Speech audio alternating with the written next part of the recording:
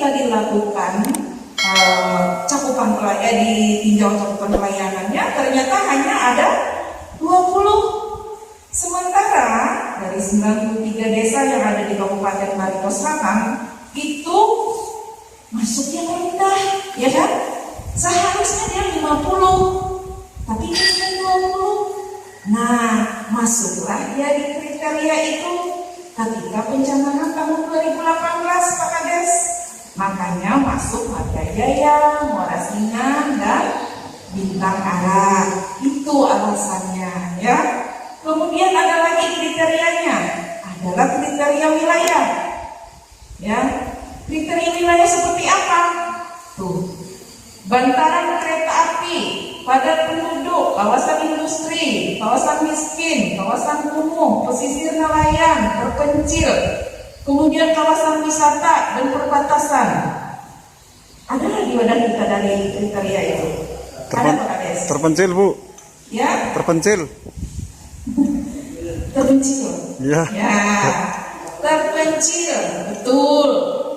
Kenapa terpencil? Jangankan desa di wadah kita nih Bapak Ibu dinamakan terpencil, kabupaten jadi kita nih secara nasional dikatakan terpencil. Kenapa? Ternyata kriteria terpencil itu kan ada orang asal-asal sambat, nggak asal-asal sebut. Karena salah satunya adalah akses jalan. Di kita, makanya kemarin kita di daerah aliran sungai seperti Mengkatip, Sungai Utara dan sebagainya, ke kecamatan aja itu harus lewat Air.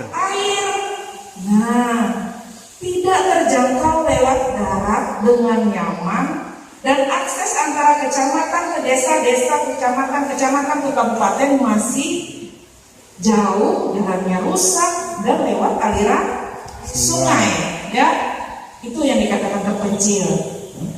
Kemudian pesisir atau nelayan, karena di tempat kita ini lebih banyak daerah aliran sungai, maka masuk di daerah pesisir Nelayan. dengan pekerjaan masyarakatnya lebih banyak adalah nelayan, maiwan, ya kan? Ada usaha yang memang nelayan murni. Ketika itu pegawai negeri atau mungkin pegawai swasta yang sedang santai pada saat-saat tertentu, mereka untuk menambah bahan asupan gizinya, yaitu ikan, mereka akan mau terjun, ya kan? Olah kolam, bikin keramba. Artinya tidak semua yang hanya nelayan saja, bahkan penduduk dengan pekerjaan lain pun karena memang kondisi daerahnya, dia akan menjadi nelayan atau maiwan. Nah, oke. Kemudian apalagi bantaran kereta api adalah pada kita. Enggak ada, Bu. Enggak ada. Kemudian padat penduduk. Enggak, ya. tempatku enggak, Bang. Dari tempat kita padat penduduk, karena padat penduduk itu dilihat dari rasio jumlah penduduk dengan besaran wilayah. Di tempat kita itu hanya satu tempat, misalnya kayak di Tambakanilan, di tambaknya aja yang banyak. Setelah itu hutan, ya kan? Ada kebun. Nah, sama aja mungkin seperti di Marga Jaya atau di tempat lain, tertumpuk dalam satu wilayah. Tapi itu tidak bisa dikatakan bahwa padat penduduk, ya. Nah, apa itu? Sekarang kawasan industri. Nah, ada di tempat kita kawasan industri, ya. Oke. Kemudian kawasan miskin. Ada nggak kawasan miskin? Hah? Nggak ada. Setuju kalau bilang nggak ada? Setuju. Nggak ada kan? Nggak ada. Ada di tempat kita kawasan miskin. Kita kalau nggak bisa cari, nggak punya sayur, kita bisa metik kelakai, metik kangkung, metik segala-galanya yang ada, walaupun kebun tetangga. Nah, terus kita kan ada ikan, kita bisa mancing di sungai, bisa merawai, bisa mengunjung, ya kan? Kecuali orangnya mau, nah, kalau orang nggak mau, hanya bakalan kawasan kita nih. Nah, artinya nggak ada di tempat kita di kawasan miskin, ya. Setuju, berarti sudah. Terus apa lagi? Perbatasan. Ya, perbatasan itu ada di tempat-tempat tertentu lah. Kalau tempat kita, kalau di sini kan nggak ada. Kemudian kawasan wisata. Pak Kades, Marga Jaya, kita mau dibikin tempat wisata lah Pak? Mau? Mantap, bumdesnya Pak lah. Nah, ini lagi apa? Moresingan nggak Pak? Ini Nih, Pak Andi, Moresingan. Moresingan mau jadi kawasan wisata Pak? Sedang diusahakan. Wih, mantap. Terima kasih Pak. Tepuk tangan dulu lah untuk Pak Kades. Oke, lanjut. Jadi itu tadi kriterianya lah Bapak Ibu. Kalau orang takut, apa gerak nih kan pada desa lain tuh. Kenapa yang desa Marga Jaya jadi sekitar kami kadang gitu ya. Jadi bisa menjawab itu. Kemudian apa tujuan kampung KB atau kampung keluarga berkualitas? Adalah meningkatkan kualitas hidup keluarga dan masyarakat. Kenapa dikatakan berkualitas? Ketika di tempat di desa tersebut tersedia pendidikan yang cukup, yang tadinya ada SD jadi ada. Yang tadinya ada SMP sekarang sudah ada. Kemudian juga SMA sudah ada. Artinya kebutuhan pendidikan sudah tercukupi. Masyarakatnya sadar tentang gunanya manfaatnya pendidikan, pentingnya pendidikan. Begitu juga dengan kesehatan. Yang tadinya tidak ada tenaga kesehatan di desa tersebut sekarang sudah ada. Yang tadinya kan ada poskesdes atau pustu sekarang sudah ada, ya. Kemudian masyarakatnya yang tadinya tidak bisa mengembangkan sumber daya alamnya, misalnya kayak di Marga Jaya tidak, yang tadinya nih gula habang diapain dan bisa konsumsi pribadi, sekarang sudah bisa dijual ke luar, terkenal Pak. Tuh, ya. Jadi itu sudah menjadikan pendapatan masyarakatnya kan, pendapatan keluarga untuk memenuhi kebutuhan hidupnya. Artinya kebutuhan atau ketahanan pangan di dalam keluarga itu sudah mantap ataupun terpenuhi, sehingga dengan tiga macam tadi saja sudah menimbulkan keluarga berkualitas.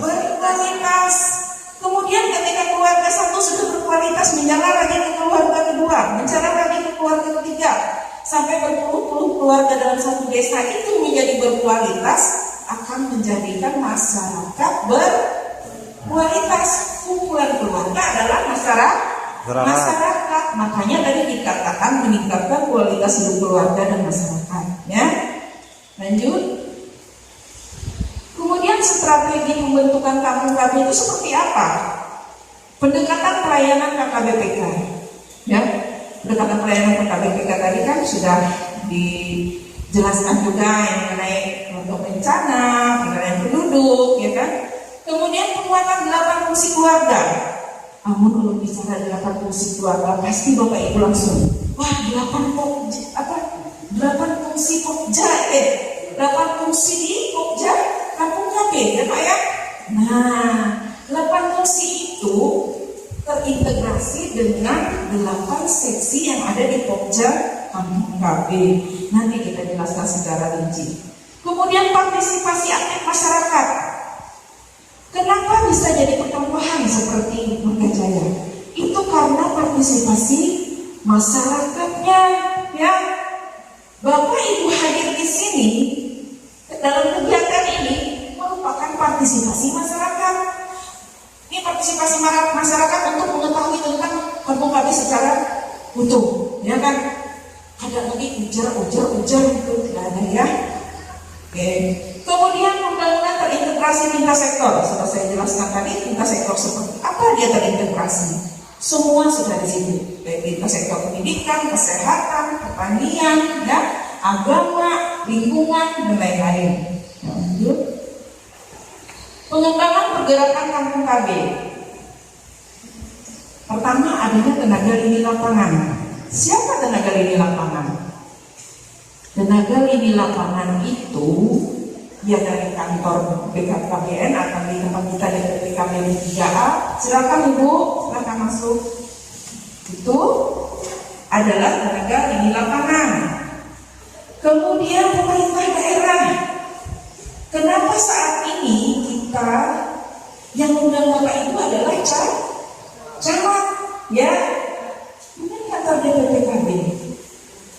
Karena beliau adalah salah satu lini lapangan pemerintah daerah. Karena kedepannya kampung KB itu bukan milik BKBN lagi, tapi milik daerah, ya, milik desa. Jadi desa itu merasa ini goyang kami, bukan goyang kantor buhantian, gitu kan Pak Kades. Gitu. Kemudian kepala desa itu adalah lini lapangan, ya. Walaupun beliau nanti adalah ketua di Pokja Kampung KB. Kemudian penyuluh KB, nah itu Bapak Yahya, Pak Karto, Pak Agus yang ada di Gunung Kawe, Pak Supri, itu adalah petugas lini lapangan kita, ya. Kemudian petugas lapangan KB non PNS seperti di balai KB itu ada petugas KB non PNS yang sebagai tenaga kontrak, ya.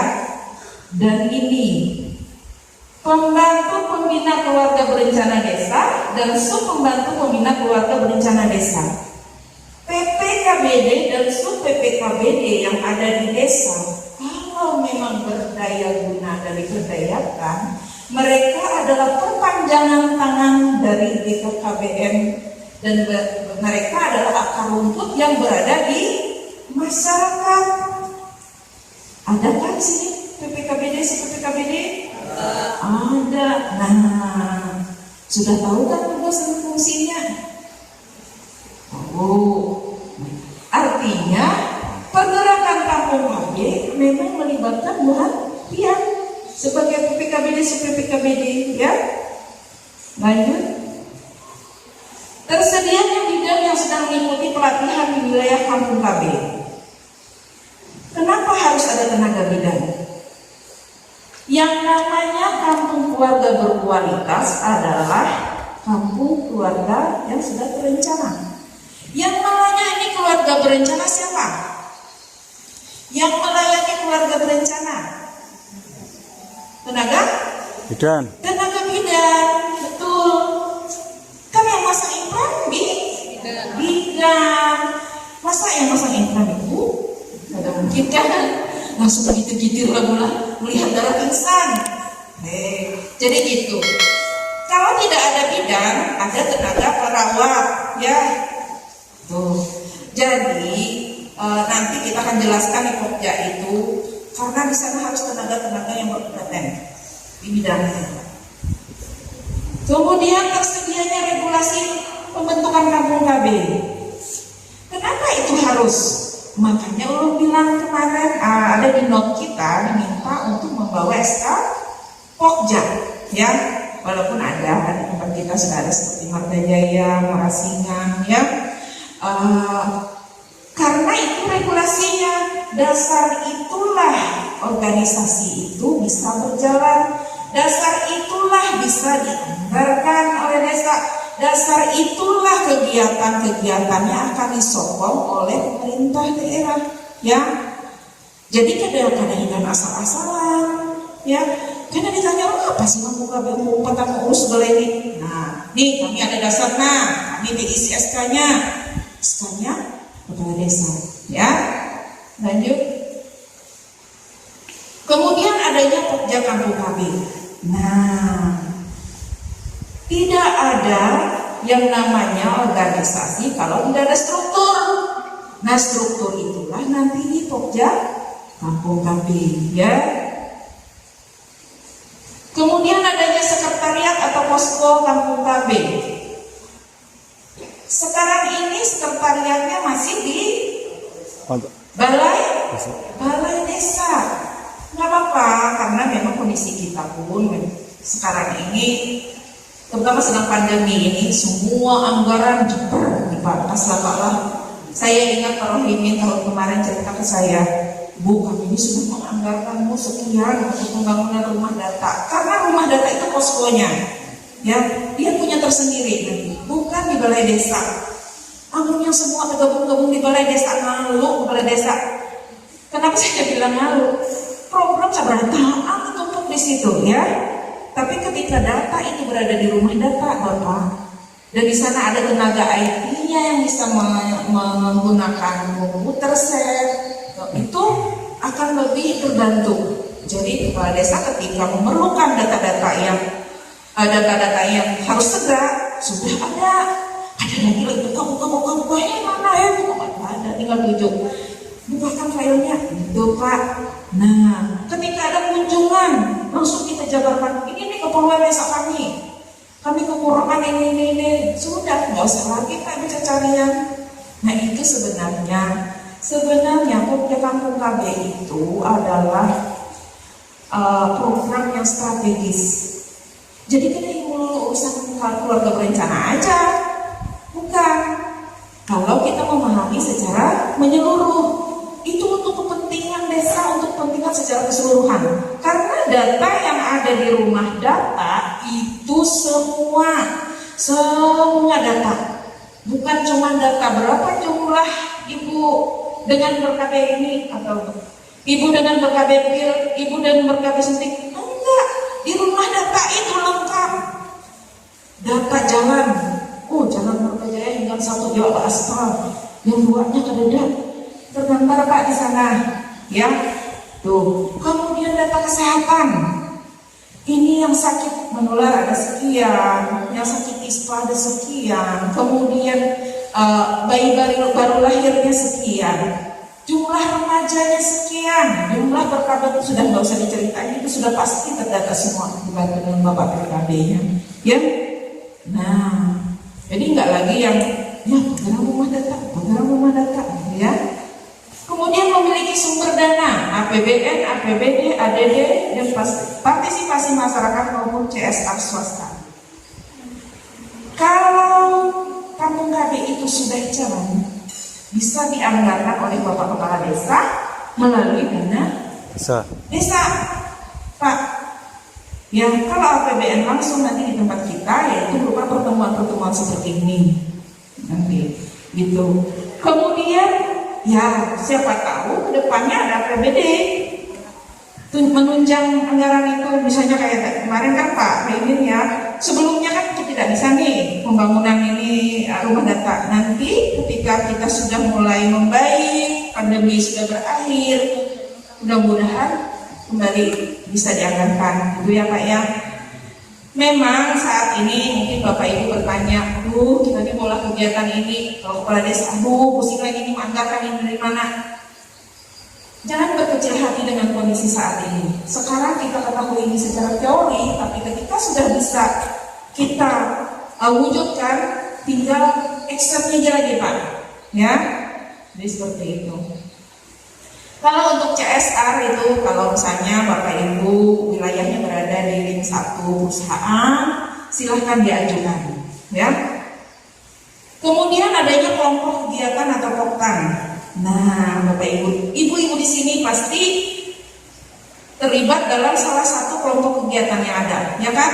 Ada BKB, ada BKL, ada BKR, ya. Ada UPPKS, tuh ya. Kemudian ada rumah data nanti, kemudian pusat informasi dan konseling remaja. Nah, kalau seperti desa-desa yang sudah kita datangi kemarin, walaupun kita hanya sampai kecamatan Bapak Ibu, nah saya mohon maaf untuk tahun ini kita sesuai jurnis tidak ada sampai ke desa Pak. Nanti jangan ditanya Pak, kenapa sih malam tuh banyak data ke desa kamu sekarang ada? Karena kita ikuti aturan Pak. Nah, dan ini juga sudah dikonsultasi dengan pemerintah daerah, makanya Bapak dipanggil oleh Bapak Camat ya, gitu. Nah, kita pengen sampai ke desa, tapi kan kita tidak bisa karena kita dibatasi oleh aturan seperti itu, ya. Amun ada itu Pak, itu kecuali biaya pribadi ya lagi. Kenapa beda dengan pembinaan poktan?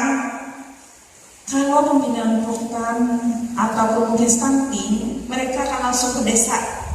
Mereka ke desa karena memang sasarannya adalah langsung ke keluarga, ya. Itu ya bedanya. Kalau kampung KB itu beda. Kita membina pokjanya, membina orang yang terlibat di struktur itu, ya. Jadi beda. Kalau yang namanya dengan langsung keluarga itu otomatis harus ke desa, ya. Kemudian rumah data kependudukan itu sudah saya jelaskan tadi, Bapak Ibu. Lanjut. Adanya komitmen sektor lain melalui program dan kegiatan kampung KB. Nah ini komitmen dengan sektor lain. Ketika di kampung KB itu hanya ada PAUD, ya. Kemudian kita akan berkoordinasi dengan lintas sektor pendidikan bahwa di desa tersebut perlu TK. Kan PAUD dan TK beda ya Bu? Ya. Kemudian perlu SD. Nah itu yang dimaksud dengan komitmen dengan sektor lain, ya, melalui program dan kegiatan di kampung KB. Sama hal seperti keagamaan yang tadinya hanya sekedar pesantren-pesantren di rumah, itu ya sekarang sudah ada di NIA, mungkin ya. Kemudian ada madrasah di sana, ya. Bahkan yang informasi yang kita dapat kemarin dari beberapa kecamatan yang sudah kita datangi, itu hampir beberapa desa itu sudah memiliki aliyah, gitu. Kalau di Mangkajaya Pak sampai apa? Sampai SD. Nah, mudah-mudahan nanti Pak ya. Makanya di rumah data itu Pak, nanti kan ada akun. Itu laporannya di situ. Itu nanti diakses langsung Pak. Kita sudah berkoordinasi dengan pemerintah daerah. Artinya ada lagi orang yang sampai turun ke lapangan harus mempertanyakan itu. Mereka sudah mengakses melalui laporan itu, ya. Kemudian kesehatan. Yang tadinya ada pustu, ada poskesdes, sekarang sudah ada pustu poskesdes. Tapi apabila masyarakatnya sudah memenuhi jumlah penduduknya untuk dibangun puskesmas, kemungkinan nanti ada puskesmas, ya. Jadi seperti itu. Kemudian peran aktif masyarakat dalam mensukseskan, ya sudah, ya ibu bapak ibu ini adalah masyarakat, ya, peran aktifnya dalam mensukseskan program di kampung KB. Lanjut. Pengembangan pergerakan kampung KB melalui lini lapangan. Nah, pendekatan terhadap tokoh masyarakat serta lembaga masyarakat. Kenapa perlu, Bapak Ibu? Kita melakukan pendekatan terhadap tokoh masyarakat. Siapa lagi yang diturut selain tokoh masyarakat atau tokoh agama? Ya kan? Yang bisa jadi role model itu adalah beliau-beliau itu. Coba aja pian mau seikumu kata, ayo, ada aku bin, boleh aku, gitu ya. Tapi ketika tokoh masyarakat ataupun tokoh agama yang membawa kita, itu pasti akan terpengaruh. Karena mereka adalah contoh di masyarakat, ya. Kemudian masyarakat perlu difasilitasi agar terjadi proses menolong diri sendiri. Ini maksudnya kalau masyarakat itu sudah mandiri, mereka tidak akan tergantung pada orang lain atau kelompok lain, ya. Tergantung secara pribadi, tapi tergantungnya bisa berupa usaha, ya kan, saling mengisi. Si ibu ini punya usaha minyak, ya. Ibu punya usaha sembako. Kemudian di sana ada punya usaha pakaian misalnya. Nanti kan bisa saling membantu. Si ibu ini menjualkan minyak di sembakonya, si ibu yang punya sembako bisa juga nanti menjelaskan, oh, dia anak beli sembako di tempat ibu itu, gitu ya. Jadi seperti itu. Kemudian penggalian dan pengembangan potensi di masyarakat, ya seperti itu tadi. Kemudian menyelenggarakan forum pertemuan kelompok. Nah, forum pertemuan kelompok itu Bapak Kepala Desa yang nanti akan mengajak masyarakatnya ataupun pokjanya melakukan pertemuan. ya pertemuan Pokja Kampung KB. Kemudian penumbuhan dan pembentukan wadah itu sudah pasti jadi Pokja tadi. Kemudian kegiatan pengembangan masyarakat sebaiknya pada cakupan masyarakat kecil. Kalau sudah keluarga, dia akan berkembang menjadi masyarakat, karena kan keluarga membentuk kelompok. Kelompok itu yang nanti akan menjadi masyarakat, ya. Lanjut. Sudah lewat aja. Terus. Nah, prinsip pergerakan masyarakat itu adalah bertolak dari kebutuhan masyarakat. Pesan apa mengolah menggunakan sesuai kebutuhan masyarakat, ya kan? Tuh. Misalnya di desa tersebut masyarakatnya pada perlu segala handang olah, apa namanya tuh kayak jogging track itu, nggak perlu, kami nggak perlu itu, kami yang perlunya lahan pertanian, ya kan? Nah itu yang sesuai dengan kebutuhan masyarakat. Kemudian di desa itu jangan diolah kolam renang. Ngapain bikin kolam renang jadi Pak Kades? Mending kita bikin pabrik gula. Nah seperti itu ya Bapak Ibu.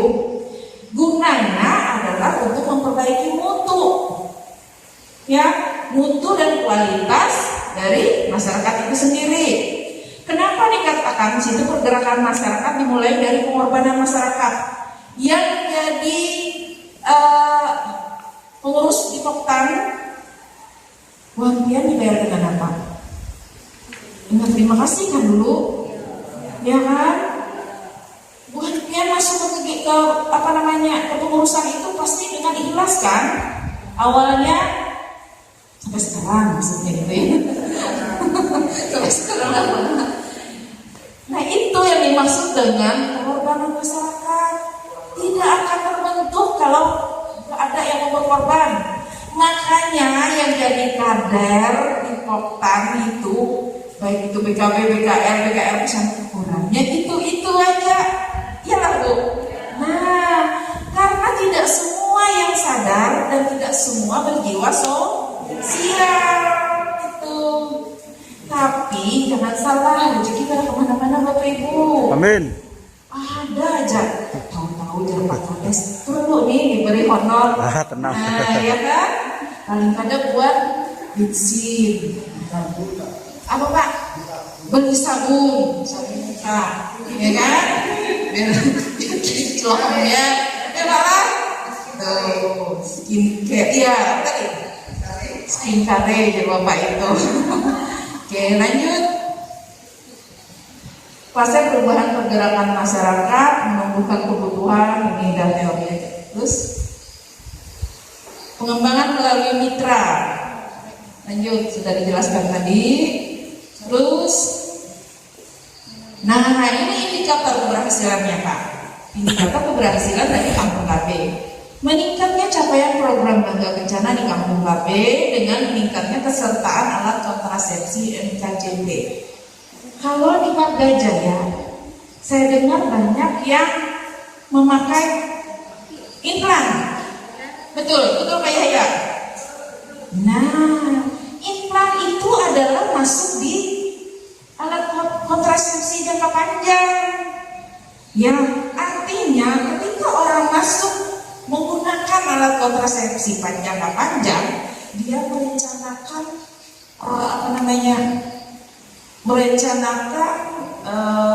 misalnya kehamilan, persalinan, melahirkan itu sudah terencana secara jangka panjang. Kadang saat itu kalau pakai pil, coba habis bulan kada ingat, bang bagaimana jadi ya, keluar ya. Jadi itu yang dimaksud dengan meningkatnya kesertaan alat kontrasepsi NKJP, salah satu indikator dari keberhasilan Kampung KB. Kemudian jumlah keluarga yang aktif dalam kelompok kegiatan. Keluarga yang aktif dalam kelompok kegiatan, bukan kader ya. Jadi ketika ibu sebagai kader, ketika ibu melaksanakan pembinaan di KB BKL itu, keluarga yang ikut tuh banyak, ya. Nah itu beda kalau misalnya ini kadernya aja, ya kadernya itu aja percuma, ya kan? Tapi ketika keluarga itu yang ikut banyak, maka itu yang dikatakan berhasil, ya Bapak Ibu. Kemudian meningkatkan pengetahuan masyarakat. Gak usahlah kita tentang isu kependudukan saja, ya. Tapi secara menyeluruh, ya, pengetahuan seperti apa Ibu? Pengetahuan seperti misalnya jangan pengetahuan TikTok, ya kan? Jadi pengetahuan yang memang sifatnya untuk meningkatkan kualitas keluarga, misalnya bisa menjahit, bisa menyulam, bisa bikin kerupuk yang tadinya cuma kerupuk ikan, bisa bikin jadi kerupuk nangka, kerupuk apa, pisang dan sebagainya. Ya kan Bu, yang tadinya gula merah hingga bentuk bulat-bulat bisa diolah jadi kayak baking mousse, misalnya gitu. Bisa dibentuk jadi langsung ketawa Pak Kades, anak ilun sambat mirip Pak Kades, maaf lah Pak Kades juga ya. Jadi seperti itu ya Bapak Ibu, kreativitas. Ketika orang mempunyai pengetahuan, kreativitasnya akan semakin tinggi, ya. Ketika orang sulit untuk mendapatkan penghasilan, mereka akan semakin berjuang, semakin berpintar Bapak Ibu, supaya ini dapat penghasilan melalui usaha yang baru, ya. Oke, lanjut. Meningkatkan jumlah program kegiatan lintas sektor di kampung. Yang tadinya ini terulang-ulang lagi lah, yang tadinya nggak ada sekolah ya sekolah ada, nggak ada tempat pelayanan kesehatan jadi ada, seperti itu ya Bapak Ibu. Lanjut. Oke, sampai di sini masih ada loh, jangan malu rapid ya. Masih ada Bapak Ibu. Ada yang ingin ditanyakan sampai ini? Sampai materi yang ini? Atau kita lanjut aja? Lanjut aja lah ya. Nah, materi Pokja Kampung KB itu Pokja Kampung KB adalah kumpulan dari tokoh-tokoh dalam Kampung KB untuk menggerakkan Kampung KB. Itu yang kita maksud tadi kita, ya, mengajak tokoh-tokoh, baik tokoh agama, tokoh masyarakat, tokoh pemuda, ya. Lanjut. Nah ini Kampung KB itu bukan hanya kerjaan Pak PLKB, ya. Sebenarnya Kampung KB itu milik masyarakat desa. Tuh, kalau Bapak PKB-nya bekerja sendiri, ada bisa, ya kan? Makanya ada Pokja itu. Gak bisa Bapak Ibu, apalagi saat ini Bapak PKB kita itu terbatas orang-orangnya. Jumlah PKB yang ada di Barito Selatan itu jauh sekali dengan jumlah penduduk kita. Nggak usah jumlah penduduk, jumlah kecamatan, ya, jumlah masyarakatnya. Ada satu Bapak PKB kita itu bisa 2 kecamatan. Coba, kasihan loh beliau-beliau itu harus mengerjakan berbagai macam program yang ada di BKKBN sesudahnya, program di masyarakat itu ya juga, di intersektornya mereka juga. Makanya diberdayakanlah tokoh-tokoh yang ada di desa, ya. Lanjut. Nah, ini strukturnya. Coba kita samakan struktur. Saya rasa sudah seperti ini mungkin ya. Tapi akan kita jelaskan bahwa di struktur Pokja Kampung KB itu adalah pelindung. Siapa pelindung? Camat.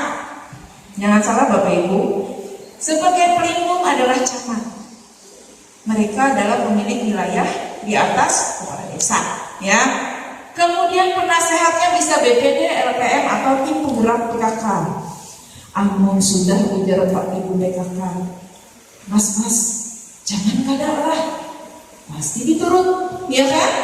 Nah, kenapa ditaruh di penasehat? Oke, kemudian ketuanya siapa? Harus kepala desa atau lurah, titik. Kada bisa ada.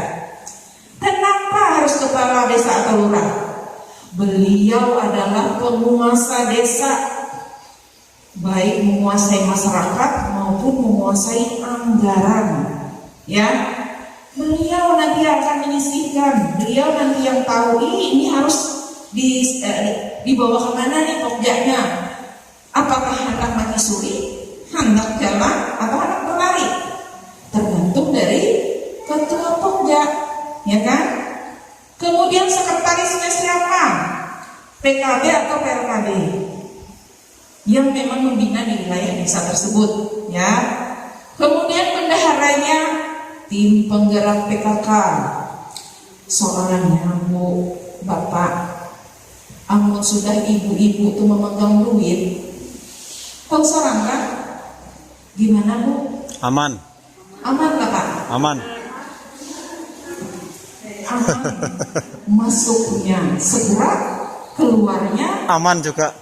lambat, ya kan? Karena memang dihitung, perhitungan ya kan Bu.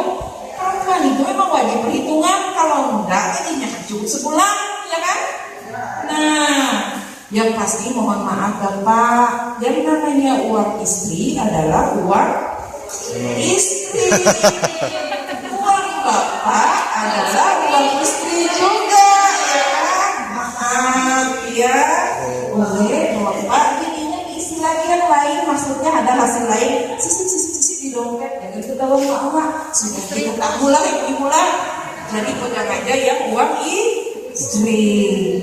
Nah, gitu ya. Lanjut. Ada 8 seksi di Pokja Kampung kami. Seksi agama, seksi pendidikan, seksi reproduksi, seksi ekonomi, seksi perlindungan, seksi kasih sayang, seksi sosial budaya, seksi pembinaan lingkungan.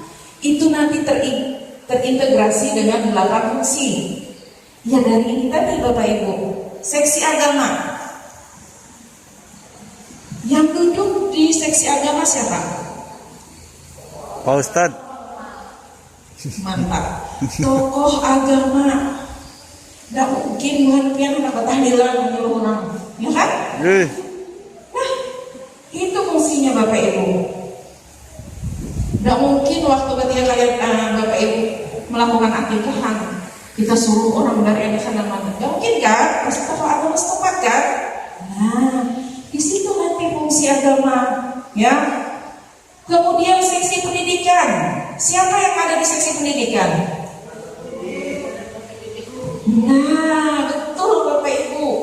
Tenaga pendidik yang duduk di seksi-seksi Pokja Kampung KB upayakan orang yang berkompetensi di bidangnya dan catatan bisa bekerja sama dengan kepala desa.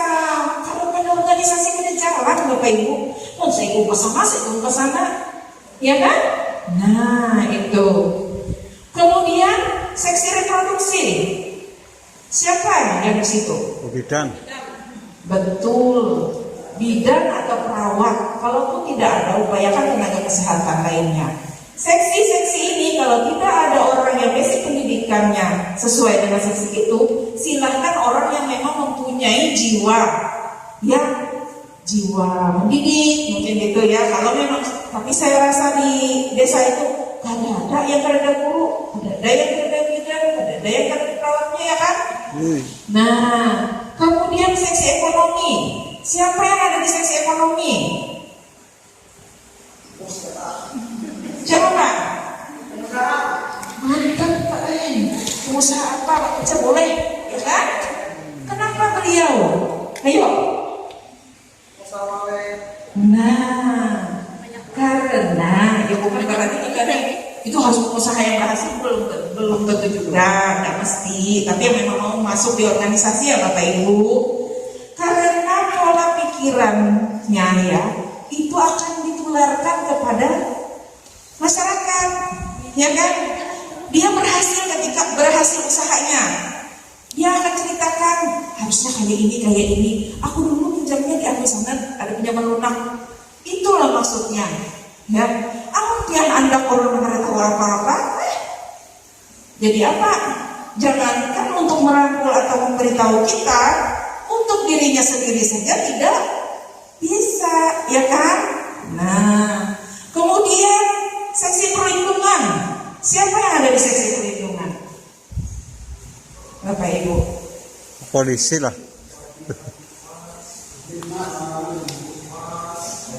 Ya, Pansip. boleh. Asal jangan preman. Ya, dilindungi ya, kira beda lah Bapak Ibu lah. Nah, boleh. Dimas atau apa sih tadi Bapak? Betul boleh itu. Kalaupun memang masyarakat yang memang jiwanya menolong ya. Oke. Lanjut seksi kasih sayang. Belum Pak, perlindungan dan kasih sayangnya agak-agak kayak mana gitu nah persepsinya. Jangankan buat ya, mulai aja gitu membaca pertama kali. Apa ini seksi perlindungan? Apa seksi kasih sayang? Jangan berkasih-kasih, bersayang-sayang. Ya, timbul lagi. Gak bisa disangkut lah. Tuh. Tapi orang yang memang mempunyai jiwa untuk romantis itu yang di belakang kan. Nah, ramah-ramah. Dia orang yang murah, ya kan? Yang memang benar-benar mau meluangkan waktunya, Pak. Contohnya, gimana Pak? Dia benar kenal dulu, Pak. Dulu ditanyakan, belum apa ya? Boleh, ya? Boleh. Bisa. Ini bapaknya aktif banget nih. Mau resingan kalau Pak? Mantap. Kemudian seksi sosial budaya. Nah, siapa Bapak Ibu yang di sini? Pedalang. Iya betul. Dalang. Habis itu siapa lagi? Penari. Boleh. Tahu. Pokoknya apa yang ada budaya lokal beliau menguasai, ya kan? Karena salah satu yang diunggulkan. Amun orang bertua bapak disuruh ngurusin itu siapa ya? Tiba-tiba pun tahu seorang lanjutnya di jalan, ya kan? Kemudian seksi pembinaan lingkungan.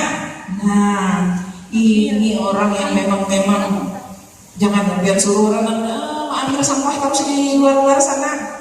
Ini bisa dikatakan seksi pembinaan lingkungan. Sampah buangan, jangan seperti itu ya. Yang ada di seksi pembinaan lingkungan adalah orang-orang yang bisa memanfaatkan misalnya pembuatan sampah. Kita nih selama ini Bapak Ibu, sampah itu kayak momok yang sangat menjijikan gitu ya. Padahal itu bisa mendatangkan penghasilan kalau memang dikelola. Ya, kayak orang yang pemulung, jangan dikira loh penghasilan mereka itu orang penampungan tempat hasil pulungan itu hasilnya besar karena mereka tahu ini dimanfaatkan untuk apa, dipisah-pisahnya, di besi, di apalagi plastik, ini bahan-bahan misalnya kayak bekas mesin cuci, bekas kulkas, padahal di dalamnya terus kan yang baik-baik diambilnya satu-satu Bapak Ibu, dijual kembali. Nah itu maksudnya ya. Jadi kira-kira struktur poknya sudah sama nih kita lah persepsinya. Ya. Oke, makasih. Lanjut. Nah ini apa garang fungsi di seksi agama? Kan bertanya lagi nih, walaupun tadi sekilas sudah tahu nih ya. Bertanggung jawab untuk melaksanakan kegiatan-kegiatan yang memiliki tujuan untuk membentuk masyarakat yang agamis, beriman, berakhlak baik, bertakwa, dan percaya terhadap keberadaan Tuhan Yang Maha Esa. Itu tadi makanya adalah tokoh agama ya yang ada di situ. Karena fungsi agama akan terlaksana dengan dikelola oleh orang yang berkompeten itu, misalnya ada pengajian, ya kan? Ada remaja masjid, ada apa lagi Bapak Ibu? Tahfiz Al-Quran, Habsi, Kemudian untuk yang beragama Kristen misalnya ada sekolah minggu, ada KKR, apalagi ibu, ya, oke, kegiatan-kegiatan di gereja itu salah satunya ada di fungsi agama, ya kan? Setiap desa pasti ada. Lanjut. Fungsi pendidikan dan sosialisasi bertanggung jawab untuk melaksanakan kegiatan yang bertujuan untuk meningkatkan pengetahuan, sikap dan keterampilan melalui kegiatan pendidikan, pembelajaran, bimbingan teknis dan pelatihan kepada masyarakat. Nah itu Bapak Ibu, harus saya dijelasin urusan guru tuh, ya, urusan pendidikan. Pendidikan itu tidak harus yang formal, ya kan? Adanya khusus-khusus, pelatihan, itu juga termasuk dalam pendidikan. Kemudian lanjut. Fungsi reproduksi, melaksanakan kegiatan yang bertujuan untuk meningkatkan kesehatan reproduksi masyarakat melalui kegiatan pemberian penyuluhan, konseling, dan pelayanan terkait hak-hak reproduksi dengan perencanaan keluarga. Saat ini kan sedang santer-santernya segala stunting ya Bapak Ibu, ya itu karena kesehatan reproduksi pada ibu yang hamil, yang siap hamil. Pernikahan dini kenapa sekarang sedang galak-galaknya dikatakan tidak boleh? Kenapa Bapak Ibu? Karena pada remaja reproduksi, alat reproduksi itu belum siap, ya. Jadi siapnya di kapan? Siapnya itu di usia 20 tahun ke atas, gitu, ya. Nah, kemudian penyuluhan dan konseling seperti apa? Makanya sekarang ada yang namanya PIKR, BKR. Jadi penyuluhannya kepada remaja. Salah satu yang sekarang diberikan kepada remaja adalah tablet tambah darah, ya kan? Di sekolah SMP. Nah, pada usia 12 sampai 18 tahun itu wajib diberikan tablet tambah darah satu kali seminggu selama satu tahun, Bapak Ibu, ya, 1 tahun dan 10 hari selama masa haid. Jadi nggak ada lagi nanti yang anak remaja kita pingsan, berkajut-kajut lagi belajar, lagi olahraga, ibu ceklek pingsan. Sebenarnya itu karena kurang apa Bapak Ibu? Kurang darah. Menuju ruang kesehatan sebenarnya kurang gizi. Gizi itu bukan berarti makanan ya Bapak Ibu ya, tapi yang terkandung di dalam tubuhnya. Makanan itu banyak, tapi kan ada yang terpenuhi tidak gizinya, gitu kan? Walaupun sedikit, kalau terpenuhi itu cukup. Biar banyak makanan dimakan lain, coba. Ya. Lanjut. Fungsi ekonomi adalah bertanggung jawab untuk melaksanakan kegiatan yang bertujuan untuk meningkatkan perekonomian keluarga melalui kegiatan fasilitasi permodalan, produksi, promosi, dan pemasaran melalui kegiatan ekonomi produktif. Itu yang kita maksud tadi Bapak Ibu. Kenapa di situ orang yang sudah ada usaha? Karena bisa membantu memfasilitasi permodalan, produksi, promosi, pemasaran. Si Din yang memadahi kita, sebaiknya nih bawa ke sini. Amun kita kan ada modal, yuk kita sama-sama yuk pinjam di Bapak Teh, misalnya gitu ya. Atau ada perusahaan yang memberikan kredit lunak untuk masyarakat. Nah, itu maksudnya Bapak Ibu. Lanjut. Fungsi perlindungan adalah bertanggung jawab untuk melaksanakan kegiatan yang bertujuan untuk meningkatkan nilai perlindungan masyarakat melalui kegiatan-kegiatan pemenuhan hak-hak masyarakat sebagai warga negara seperti administrasi, kependudukan, hukum, kesehatan, pendidikan, sosial, dan seterusnya sehingga menimbulkan rasa aman oleh masyarakat. Ada Bu, orang yang anaknya kada dibolehin sekolah. Ada lah Bu? Ada lah? Nggak ada lagi lah. Hebat. Dulu ada ya, pada boleh sekolah, cukup aja itu sampai di sini. Babini itu apa? Ada orang di dapur aja, gitu ya. Nah itu dulu. Kalau sekarang saya rasa sudah tidak ada lagi. Di situ fungsi perlindungan Bapak Ibu, ya. Kemudian kesehatan, ya. Ada anak yang membutuhkan kesehatan, tapi ini harus imunisasi. Karena dibolehin imunisasi karena panas, ya. Ya betul, memang akibat bukan akibat, salah satu efeknya adalah panas, tapi kan tidak terus menerus. Makanya ketika anak sakit tidak dianjurkan untuk diberikan, ya. Kalau panas terlalu sedikit bisa diberi obat penurun panas, ya. Lanjut. Fungsi kasih sayang. Nah, ini bertujuan untuk meningkatkan rasa kepedulian, solidaritas, kepekaan sosial, cinta dan kasih sayang bagi masyarakat melalui kegiatan yang berhubungan dan kehidupan berkeluarga, masyarakat berbangsa dan bernegara. Itu maksudnya, Bu. Ya, ada yang kasih sayangan segala apa, ya. Lanjut. Fungsi sosial budaya. Nah, itu yang tadi katanya Pak Kuntau, menari, berdalang dan sebagainya, adalah memelihara nilai luhur adat istiadat dalam kehidupan bermasyarakat supaya jangan hilang, jangan hanya dancing aja, ya kalau. Nah, tapi budaya leluhur yang kembali digalakkan. Ya. Lanjut, fungsi pembinaan lingkungan. Melestarikan lingkungan agar kampung kami menjadi bersih, sehat, asri dan tertata dengan baik. Adanya STBM, yang sanitasi berbasis masyarakat di desa, itu salah satunya di pembinaan lingkungan. Kemudian PHBS, ya juga, ya. Lanjut. Nah, peran Pokja Kampung KB adalah forum lintas sektor.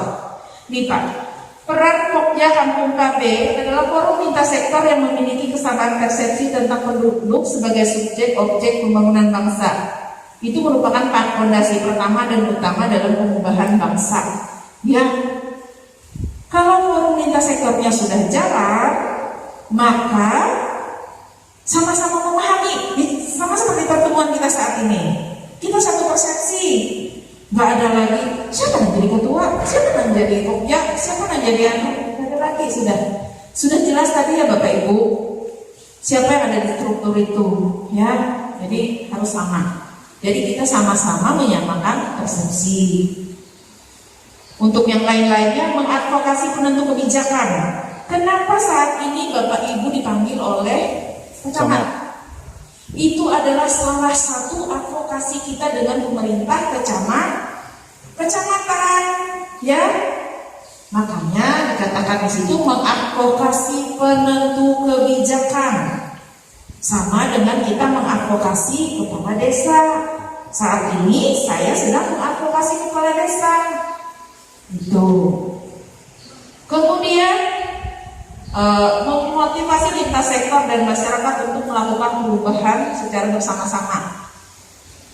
Amun kada berubah kampung KB-nya Bapak Ibu, berarti kada jalan lintas sektornya, ya. Makanya nanti kita bersama-sama dengan lintas sektor terkait untuk membangun kampung keluarga berkualitas. Lanjut. Terus sekian, belum masih ada yang ingin ditanya atau lanjut saja.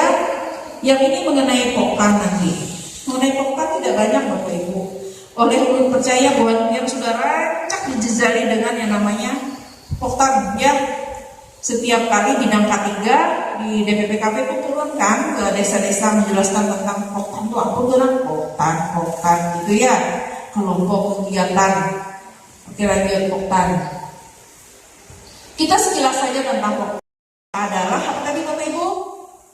BKB, BKL, BKR, BKS, ya. Nah, BKR. Ini semua kader pelaksananya siapa? Pelaksana kegiatannya siapa? Masyarakat. Sudah bocori tadi, kan? Kader. Nah, sama semua. Sama BKB-nya ya kader juga pelaksanaannya. Kemudian BKL-nya sama juga. Terus sasarannya siapa? Dari BKB, BKL, BKR tadi. Siapa sasarannya? Ulun kada perlu menjelaskan satu persatu. Hah? Masyarakat. Ada lagi? Sasaran dari BKB, BKL, BKR. Lansia. Pintar. Sebenarnya semua sudah tahu, cuma bingung mungkin pertanyaan dulu. Yang menjadi sasaran itu adalah keluarga. Beda dengan posyandu. Ya, kalau posyandu sasarannya adalah balita, ya kan? Ya, pelayanan balita, penimbangan, imunisasi, penyuluhan, ya. Kemudian imunisasi ibu hamil, pemeriksaan ibu hamil, penyuluhan KB, pemberian obat, pelayanan KB. Kalau di PKB, BKL, BKR adalah keluarganya yang dibina. Nah, jangan salah Bapak Ibu. Selama ini selalu terpuntal-lilit, ya. Beda. Kalau BKB, BKL, BKR itu adalah keluarganya. Keluarga yang memiliki balita, keluarga yang memiliki lansia, keluarga yang memiliki remaja. Nah, makanya tadi kelompok-kelompok yang ikut dalam kegiatan Koptam adalah keluarga yang itu tadi memiliki keluarga, memiliki balita, memiliki lansia, dan memiliki remaja. Tuh. Kemudian apa saja yang penyuluhan yang dilaksanakan di sana? Kalau dia BKL otomatis tentang lansia. Apa saja yang mengenai lansia, baik itu kesehatannya, kegiatan seperti apa, senang lansia, ya kan? Bentuk kasih sayang kita seperti apa untuk lansia. Kalau untuk remaja, yang diberikan penyuluhan adalah seputar remaja. Pernikahan ini kayak dari Bapak tadi, kadang hampir habis pernikahan ini memang betul. Merubah perilaku itu sangat sulit dan perlu waktu yang panjang. Beda dengan kita membangun sekolah. Membangun sekolah hari ini membangun gedung 1, besok bisa lagi membangun gedung 2. Langsung kelihatan bentuknya gedung. Tapi kalau perilaku manusia itu beda. Kelihatannya ketika dia sudah menurut dengan apa yang dijelaskan. Misalnya, ada lagi pernikahan ini. Saya seperti itu ya. Nah, itu sulitnya merubah perilaku. Jangan buang sampah sembarangan. Ada gampang Bapak Ibu. Tuh, kada kayak kita mengandak tong sampah selesai. Beda. Kita membuat di dalamnya itu yang susah. Ya. Kemudian ketika kita melakukan pembinaan ataupun kegiatan di bina keluarga balita yang kita jelaskan tentang balita, bagaimana pola asuh anak, bagaimana stimulasi untuk anak, stimulasi diri, rangsangan nih, misalnya pakai diri, membaca, ngomong dan sebagainya, ya. Nah, posyandu, BKB, PAUD adalah merupakan holistik terintegratif. Maksudnya di tempat kita memang masih belum semua, walaupun ada.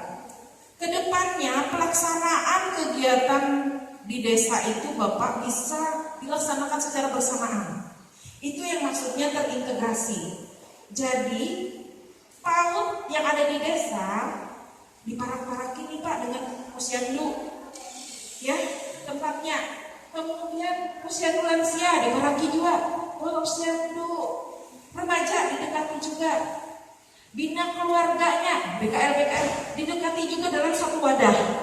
Misalnya di balai desa atau di mana, dilaksanakan dalam satu hari, dalam satu waktu.